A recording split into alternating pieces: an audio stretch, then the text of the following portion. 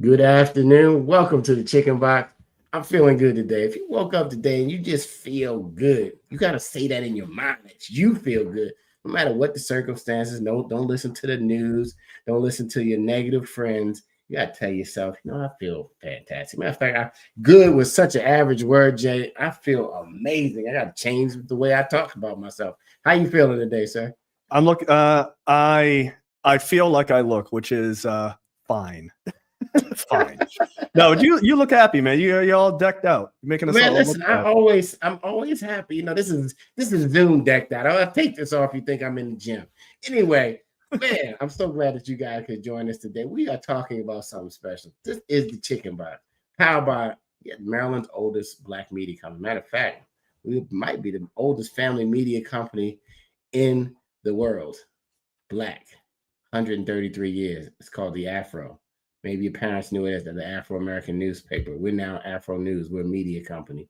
And we have this little show called the Chicken Box. If you're from Baltimore and the Maryland area, you possibly know what a chicken box is. That's full wings, fries, salt, pepper, ketchup. It's lunchtime, so some people are getting hungry. But this is the way you get to speak your truth. You know what the great thing about your truth is? I don't have to agree with it. And that's what I love about your particular truth. But this is your platform for you to tell us what you do. And this is now the Afro's new archives. So I'm really excited, Jay, about just talking about the power behind the progress, and we're really dealing with the Maryland Black Caucus. Did you guys know we had one? Some people did. Others are going to find out for the first time. Jay, who's our special guest today? All right. So on today's show, we have Dr. Zina Pierre, who has 35 years of experience in politics and advocacy. She served 8 years in the Clinton administration, with her last position as the commission officer serving as a special assistant to the president of intergovernmental affairs. Dr. Pierre has worked in the national political arena for more than 30 years, advising and developing strategic outreach engagement, both public and private. She has worked in civil rights organizations like the NAACP and political organizations, including the Democratic National Committee, or DNC, and has been an advisor to presidential campaigns. In addition, she has worked on dual sides of the aisle with congressional, state, and local elected officials, drafting policies and building allyships between the government and the private sector. So, welcome. Thank you so much for having me here. Certainly. Is Dr. Pierre your preferred, or Dr. Zina? What do you go by? Dr. Zina, Dr. Z is cool. Dr. Z, I like it. It's got a little snap to it. Jay, come on with it. All right. So you are participating in the this annual legislative weekend with the Maryland Black Caucus Foundation, and we had some representatives actually from the foundation recently. And I'm curious, can you tell us about what this event is, sort of familiarize people with the Maryland Black Caucus Foundation in general as well? Yes. Well, thank you again for having me here. Such an honor and a privilege to be in the Chicken Box. You know, you're big time when you get to come into onto a platform such as this.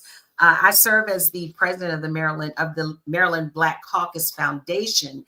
And the foundation, we are the programmatic arm. We're an organization that represents 67 legislators. Now, mind you, as a foundation, there's a separate entity that is the Legislative Black Caucus of Maryland, who our illustrious chairwoman is Delegate Jheanelle Wilkins. And Chairwoman Wilkins has oversight, if you will, of LCBM, which encompasses 67 members. So there are 67 African-American members between the Senate and the House side.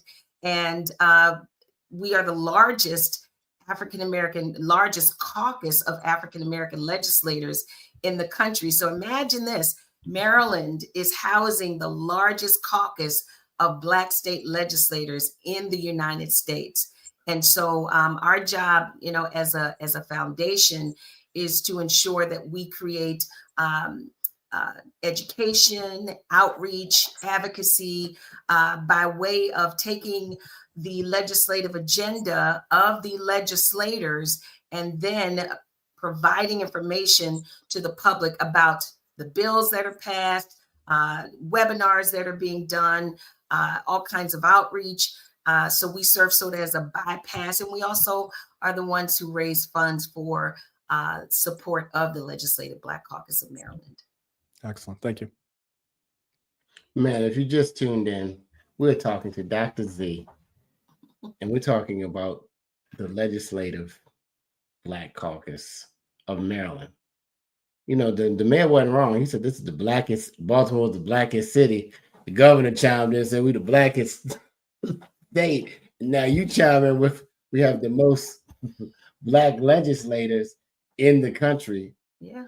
Maryland is powerful. Yes, you think about it. We are poised for African Americans to have access to so many opportunities, be it education, business, you name it. We have an African American governor. We have an African American Speaker of the House. We have an African American Lieutenant Governor. We have an African American Treasurer and Deputy Treasurer.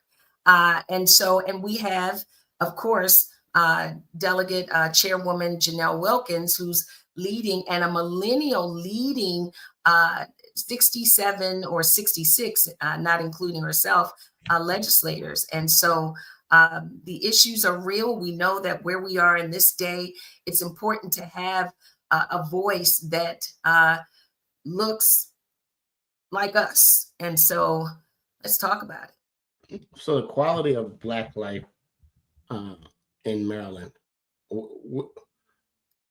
what improvement do we need the most right now? Well, let me talk a little bit quickly about, the priorities, because when the General Assembly goes into session, they're in session from January to April. All right, let's pause right there. Somebody is going to get politically lost. So let's just tell them what the General Assembly is and what the purpose of that is. I'm doing this for myself and and for others who may say, they hear about the politicians, they see the votes, they really don't understand the districts and everything else. Can you just maybe bring it home to the layman real quick? Okay, so when the Maryland General Assembly is, we know where the state capitol is, right? And so in the assembly, these are representatives that have districts. They represent districts across the state of Maryland. And so in each district, we have, I think it's 188 members. 47 of them are senators and 141 of them are members of the House. And so you got the House and the Senate side, the same way that you do in the U.S. Congress. And so you have state legislators and then you have U.S. state legislators. So the U.S. state legislators are Chris Van Hollen and our first African-American woman, Angela Alsabrooks from Prince George's County. Right. And then you have the House side, which I couldn't name all of them. I could name the two African-American ones. Oh, yeah, you said 141, so that's a lot. Well, 141 are in the state House. The local, right. The local, yes. And so you've got several forms of government. So you start at the federal and congressional. From there, you go to the state, from the state to the county, from the county to the municipalities, which are, the cities, and some have small townships, if you will. And so, and each area, each level, and then you can go all the way down to even talking about from the educational level, the school boards, because those are elected positions as well. And so, and you can go down even a little lower than that. And so each level of government, if you will, provides for an opportunity for us to begin to learn and engage. I'm a federal lobbyist by trade. I've been in business. It'll be 25 years that I left the Clinton White House to start my own business. And congratulations. Thank you so much. 25 years is a long time to be in business. It's a long time to eat what you kill. Absolutely. Every day is hustling, Of course. But you do what you got to do because it's the freedom of what I do. I love what I do because I consider myself a public interest lobbyist, and a public interest lobbyist is that I work on the issues that are at the best interest, if you will, of the citizens. And so, for instance, just to share just a little bit about what Chairwoman Wilkins just recently did, because I don't think very many people know about this yet. And so there's a law now that is in place as of October 1st called Eric's ID law. And yes. Eric is a young man who is on the spectrum. And he came to Delegate Wilkins to talk to her about his desire to have a bill that could provide for identification on IDs, driver's license, that would express this is a butterfly, which represents that I may be a person, that I am a person with a hidden challenge. Because some people you can't tell if they're autistic. You can't tell if they are having any learning disability right away. And so it provides for an opportunity for, if a police officer were to pull a person over and they see that butterfly, they know that, okay, if there's something that seems off, they may not be able to articulate themselves properly. I can see now that the butterfly is telling me that there's some challenges and I got to deal with them differently. Right. And so this law is going to be major, and I'm hoping that this will be around, the country, and certainly I've been pushing for it to turn into federal legislation, with just sharing it with Senator Alsabrook's office, but Senator Van Hollen is taking the lead on that. So that's like one thing. Maternal health, HIV with African-American women in particular, and the high rate of that, the high rate of sickle cell, housing issues. These are all the issues that many of the people in the General Assembly deal with day in and day out to create these bills and legislation. I'll give you another one. I worked on this personally with a team that I worked with, the Procurement Reform Act that was just released by the state through Governor Moore. And in this Procurement Reform Act, it really provides a stronger safety net for minority businesses to be able to have access to capital, to be able to have procurement opportunities, to normally the way that the minority business certification process goes, you have to annually renew your certification. If anybody knows about the certification, historically, it takes between 6 months and however long to even become certified as an MBE. Now it's every 3 years. Also, the cap has been taken off in terms of from 100 for small businesses that are subprimes to get contracts that normally you couldn't go over 100. Now that's gone up. The threshold has gone up. So I could keep talking, but we're in the learning. This is the chicken box, and sometimes you got to talk about some things that you really don't know about, and you have to bring attention to, like, okay, well, what's this on the ballot that I'm, those questions that you don't really want to read, but it'd be like a long paragraph. But yes, it's something important that could affect your district, your community, and I love the fact that it's the Black press, it's the Black Caucus. In 1970, what was the push behind getting the Maryland Black Caucus to really empower?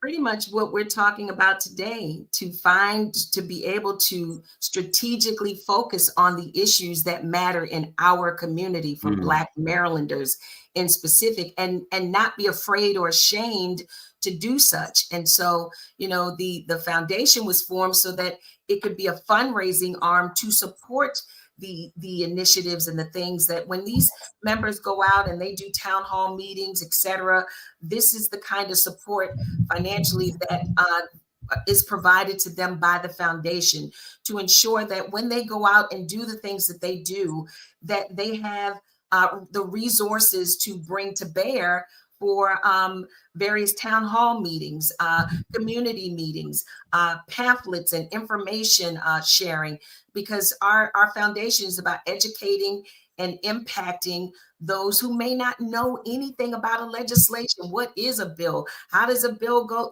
Is it passed? And so one of the great things I love about Chairwoman Wilkins and her leadership, as well as the leaders in the Black Caucus, is they do a youth day. They just did one 2 weeks ago.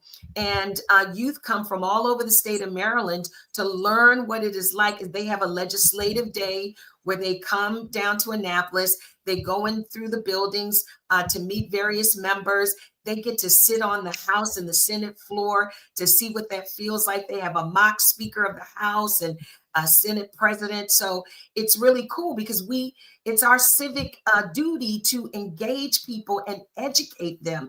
Because the truth of the matter is, when we think about some of the legislation that is pending out here and some of the things that, I don't want to go political, so we're not going there. But we're already political. You can go wherever you want to go. This is I actually have a real question about that. I am a 501c3 nonprofit organization. Right.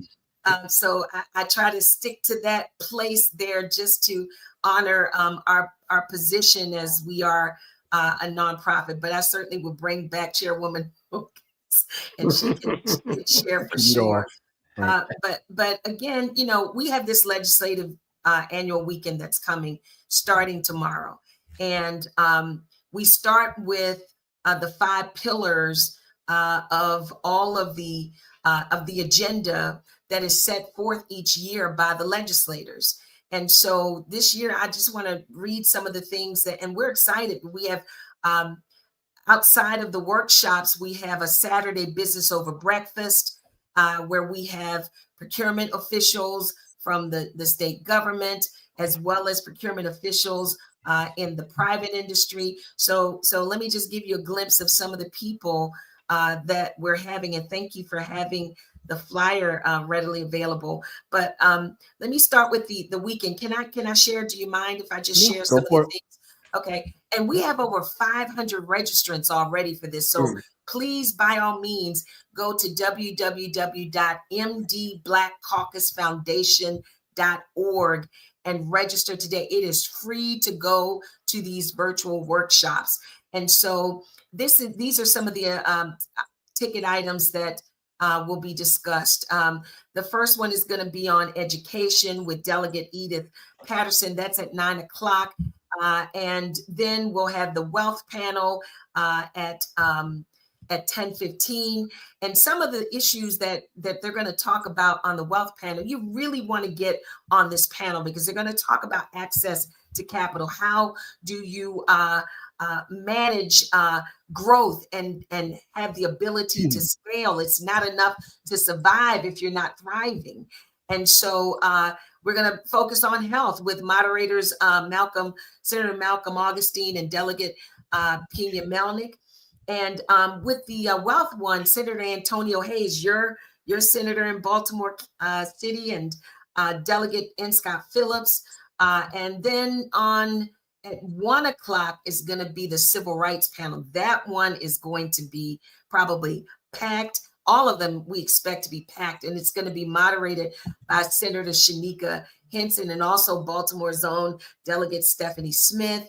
And then we'll finalize it with environmental justice, the environment with, again, Baltimore's own Senator Benjamin Brooks. And so it's going to be power packed. And then we close out the virtual meetings on Friday, and we go into in-person on Saturday with what we call business over breakfast.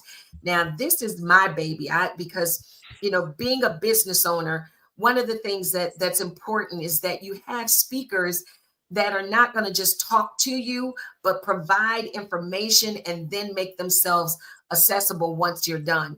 And so it's going to be an intimate enough session that people are going to be able to speak to folk afterwards. So this is going to focus on policy, how we shift and shape opportunities, considering the fact that there's so many different policies that have changed. We know that in the federal space, the DBE program has been revamped.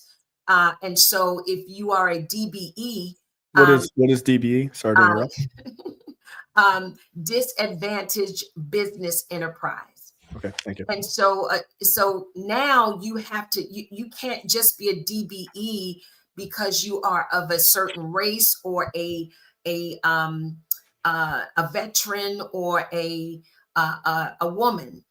You have to now provide, at least on the federal side, you have to reapply now for the DBE program because it's not an automatic, because you may live in a disadvantaged community, you may live in an opportunity zone or an opportunity or an empowerment zone. It used to be that you would automatically slide in there, but now it's a different process. And we know that we have a governor that is pro-business and certainly supports minority businesses. And so we believe that we'll be fine where we are. And so we're going to talk about the policy, and then we're going to talk about how do you pivot? How do you position yourself for the future? Because it's not enough to just make a little bit of money and then some more money, but how do you scale up?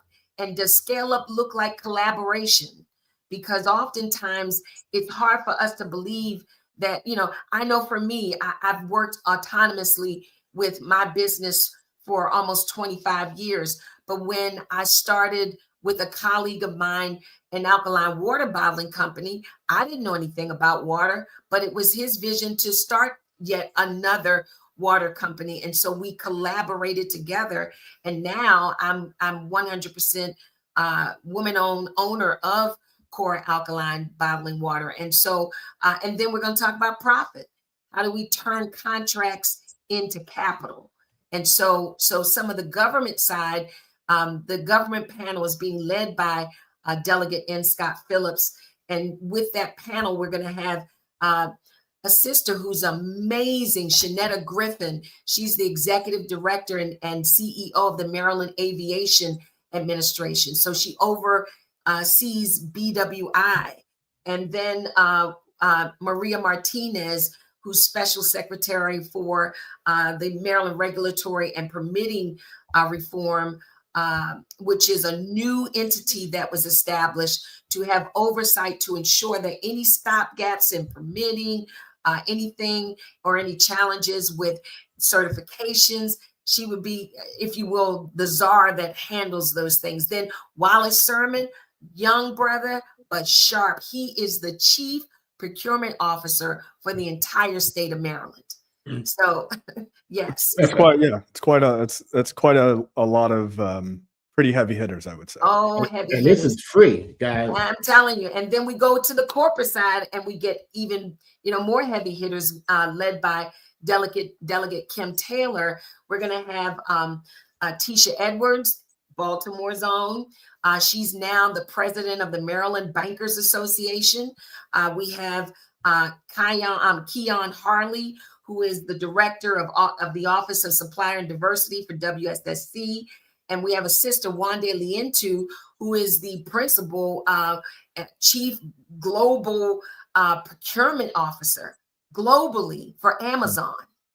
Oh, and wow. Okay. And then we have Nigel Stevens, who is a jack of all trades in terms of business development extraordinaire. And so it's going to be amazing. And you really, really don't want to miss it, because it's an opportunity to get in a small enough room to make connections. Excellent.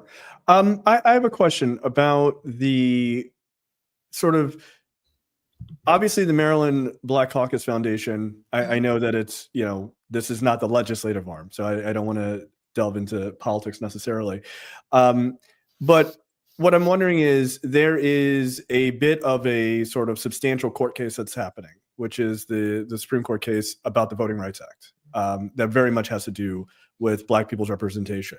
And like you said, Maryland is the blackest state. Baltimore City is like blackest city, right? Like, all of that being true, is there a sense in the Caucus Foundation that they are preparing to sort of at least address these things and understand that what could be coming down the pipeline, whether they agree or disagree? Yeah, I don't want to get obviously political about it, but is there an understanding of how do you handle representation and things like this with Black support and, you know, quite literally Black representation on the district level and things like that, and on the state level? How do they deal with that post this ruling? Is there any conversation during this event? I'm curious because it is sort of a looming thing that's going on. Well, you will hear a lot. Well, I wouldn't say a lot, but you will hear conversation, I'm sure, that will be interjected on that very issue during the civil rights panel at 1 o'clock. So I would implore you to join that. It's open for anyone to hop on. You can go again to Maryland Black Caucus Foundation.org and register for any of the 5 workshops. And again, it's open to the public and it's free. All of our events are open to the public. Of course, the 2 paid events would be the Business Over Breakfast and the dinner. And I want to just offer this opportunity up to you. I want to, if there are any businesses, small businesses or whatever, I want to offer 5 comp tickets. If someone reaches out to you guys and say, hey, I want to go to that Business Over Breakfast at Maryland Live, please, if you would reach out to me, I will ensure you that I will place them on my comp list so that we can be a blessing to someone who may not be able to afford to pay for a ticket. But I just want to be able to make certain that we don't leave anyone behind that has a desire to attend. And I know it's tight and late, and I'm going to an HUR at 12:30. But man, I want to stay on here with you guys because, like, we have Simone Campbell, Lord, she'd kill me. We have Simone Sanders Townsend, and Mark Morial is our keynote speaker on Saturday night, and we're excited about having Simone because I think she's so fitting for the season that we're in to be our mistress of ceremonies. And so I think it's going to be an amazing night. And we're awarding, people who have done great service in the community. And so one sister owns an accounting firm and she does free tax clinics throughout the state and particularly in Prince George's County. Another brother is head of the Collective Empowerment Group, which is a group that brings together pastors to help teach them about access to capital and all the other struggles that oftentimes churches may have with building and doing things in the community. So resources and grants come through. Marty McNair, you guys probably know him. He's another Baltimore. His son Jordan unfortunately passed and died from heat exhaustion as he was a player with the University of Maryland. And Marty has made it his mission to educate schools and parents about health and wealth. When you enter into these contracts, what to expect when a kid is coming from out of, with little means, and now, boom, the money is being offered. And there's another brother that owns a soccer. He's started this whole soccer camp and just totally transformed Montgomery County with it. And so, and then we're going to acknowledge and honor my very own county executive, Aisha Braveboy, Prince George's County, with what I have named the Harriet Tubman Award. And Chairwoman Wilkins is highlighting, honoring Delegate N. Scott Phillips for the Delegate of the Year, and also Senator Arthur Ellis for the Senator of the Year. And then Brooke Learman, the comptroller, is getting the Chairman's Award. So we're really excited. We have 2 business owners, Terry Spigner's. Is that going to happen at the breakfast? Is that what all of this is at the breakfast? No, all of this stuff is at the dinner. So just the dinner. Okay. Yes, so you can. But you got tickets for the breakfast, not the dinner. Well, the tickets I offered was for the breakfast, but are you saying you want to go to the dinner? No, I'm trying to listen for the people who. So the night is, an awards night, and we have the Black Alley Band, and DJ Remy is going to play towards the evening, and so this is a season. I'm telling you, it's our time. It really is our time and our season if we Absolutely. take advantage of it. And I continue to tell people every storm has an expiration date. But the question is, what do we do while we're in the storm? We can't sit down and sit back and bemoan and say, woe is me. No, this is an opportunity to reimagine, pivot, shift, do what we need to do with all of the resources that we have amongst each other. And let's collaborate and continue to educate and help people to move forward. And so I'm really so grateful that you guys had me here today. And any way that I can We're be gonna of say help. thank you. We're gonna say thank Yes. you. The Absolutely. Afro has been a great partner of ours, and they have a dinner table too. So Absolutely. we're grateful I'm to gonna the say Afro. thank you. I want to say to our Marylanders, get involved. Look up the legislative black card. Understand the districts. Understand what you're voting for. Understand where the power to really move things in the city lies. I didn't realize I knew so many people when I went on the website. I knew Scott Phillips. I know Ron Watson. I was like, wait a minute. You know a lot of them, I'm telling you. I was like, but no, we know you got to go. You always have a friend at the Afro. You come back Thank at any you. time. You are now officially in the archive. Promise. Pull your Great. pinky out.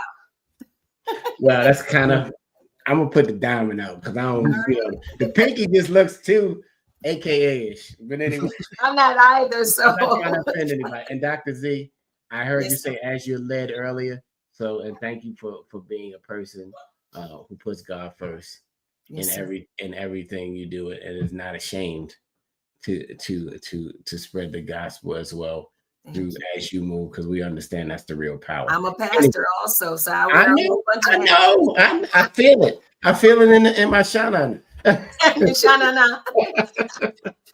Absolutely. It's like, oh, get off of here. Come on here.